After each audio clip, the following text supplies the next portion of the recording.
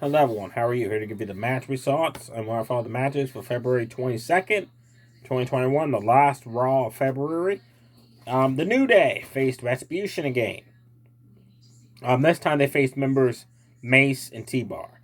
Mustafa Ali, Slapjack, and the return of Mia Yim was at ringside, which is a shame they don't lose Mia Yim in matches, because NXT I liked her, but now since she got up to Raw, yeah, they hardly never lose her. Short match. It was just blah. Like, I've seen a lot of New Day and Retribution. They gotta change it up now. But before they do, they gotta have Kobe versus Mustafa Ali one-on-one. They have to have that match. That would be an amazing match to see it.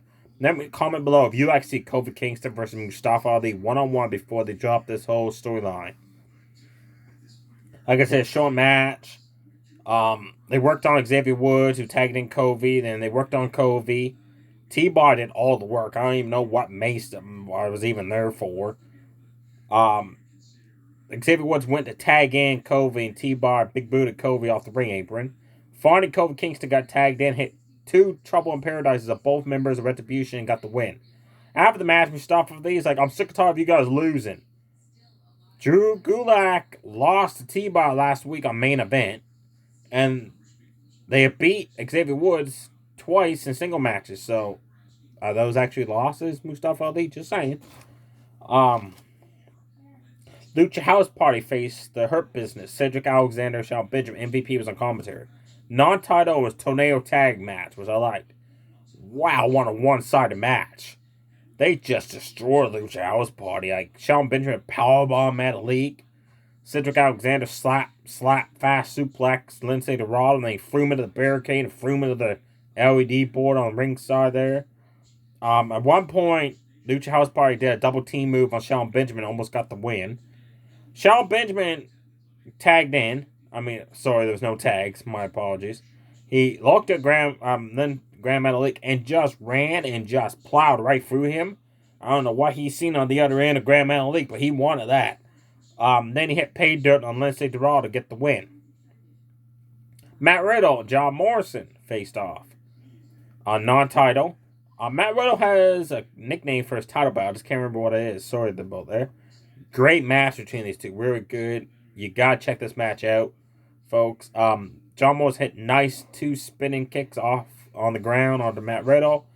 Matt Riddle countered Moonlight Drive. John Morrison hit him with a nice Venus Spanish fly trap off the middle rope. Both men kept exchanging moves, countering each other's holds. John Morrison went through Starship Pain, and Matt Riddle blocked it and pulled him off the top rope. Then hit the Bro Derek Slam for the 1-2-3. Damian Priest with Bad Bunny at ringside. I don't know what this huge fan is about Bad Bunny. Faced Garza.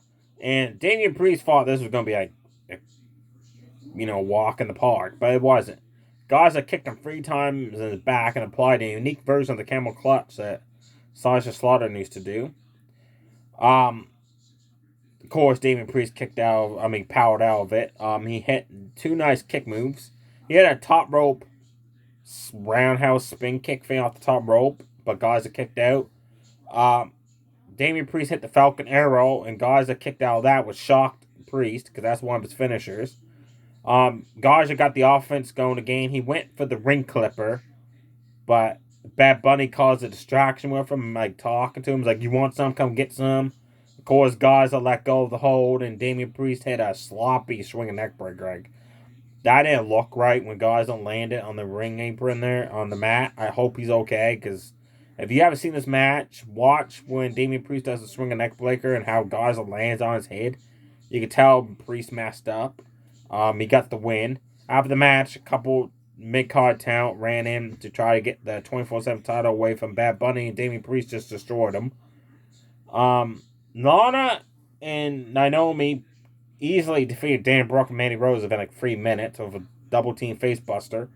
And they still haven't got the dang women's title match. It upsets me. They won the match 4 weeks ago to earn this opportunity, and they still haven't done it. Speaking of the women's tag team champions, Shayna Baszler and Nia Jax faced Charlotte Flair and Asuka again. That was a good match. But if you've seen one, you've seen them all with these. Shayna Baszler worked on one of Asuka's arms, and she started working on the elbow. Charlotte Flair started chopping Shayna in the corner, like always. That's one of his signature moves now, like Ric Flair used to do. Nia Jax floored her with a huge powerbomb. Charlotte tagged in Asuka. Then she went to big boot Shayna Baszler, and then Shayna Baszler moved out of the way, and she big booted Asuka. And then she like shrugged her shoulders, like, I don't care, a big booter, so what? She's my partner. Her and Shayna then fought to the outside of the ring, and Nia Jax, who was illegal, hit the running leg drop off the ropes for the 1-2-3. So they're probably gonna go Charlotte Flair versus Asuka again. I really don't want to see that match. They've done it like 2 or 3 times already. Sheamus faced Jeff Hardy. This was a really good match. Sheamus hit 3 back-to-back backbreakers on Jeff Hardy. That looked painful. Jeff Hardy had red face paint on this time, which threw me off because he always wears like the white face paint. Jeff Hardy hit the signature jawbreaker, the drop kick between Sheamus' legs, and the whisper in the wind.